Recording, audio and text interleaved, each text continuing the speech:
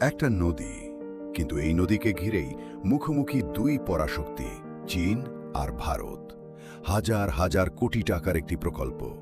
নদীর বুকেই তৈরি হতে পারে আধুনিক শহর, বিলাসবহুল হোটেল, সৌরবিদ্যুৎ কেন্দ্র আর শক্তিশালী বাঁধ। কিন্তু প্রশ্ন হল, একটি নদী নিয়ে এত উত্তেজনা কেন? তিস্তা মহাপরিকল্পনা কি শুধু একটি উন্নয়ন প্রকল্প, নাকি এর পেছনে লুকিয়ে আছে দক্ষিণ এশিয়ার বড় ভূরাজনৈতিক খেলা? আজ মাত্র কয়েক মিনিটে জানবেন পুরো গল্প।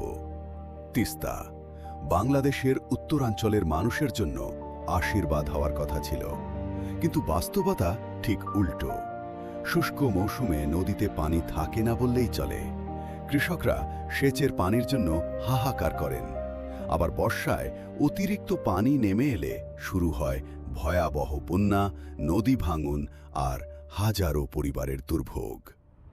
এই দীর্ঘদিনের বিষাদময় সমস্যার সমাধান করতেই আসে তিস্তা মহাপরিকল্পনা। কি আছে এই মহাপরিকল্পনায়?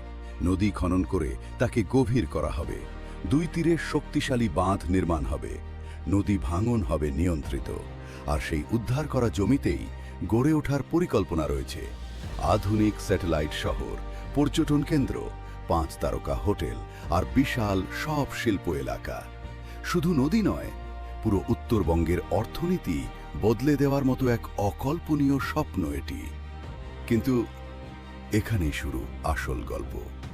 এই প্রকল্পে অর্থায়ন করতে আগ্রহ দেখায় চীন। অন্যদিকে ভারতও চায় না তাদের সংবেদনশীল সীমান্তের এত কাছে চীনের বড় কোনো উপস্থিতি তৈরি হোক।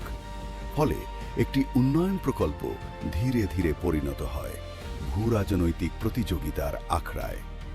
এখন প্রশ্ন একটাই, তিস্তা মহাপরিকল্পনা কি সত্যি উত্তরবঙ্গের ভাগ্য বদলাবে, নাকি এটি চীন ভারতের কূটনৈতিক টানা পড়ে নেই চিরতরে আটকে থাকবে? আপনার মতামত কি তা কমেন্টে আমাদের অবশ্যই জানান। এমনই সব অজানা ভূরাজনৈতিক গল্প এবং রহস্যের গভীরে যেতে আমাদের চ্যানেল প্রোটোকল জিরোতে সাবস্ক্রাইব করে বেল আইকনটি বাজিয়ে রাখুন।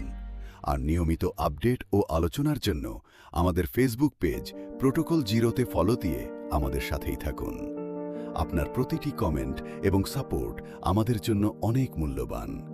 ভিডিওটি ভালো লাগলে লাইক দিতে ভুলবেন না। ধন্যবাদ।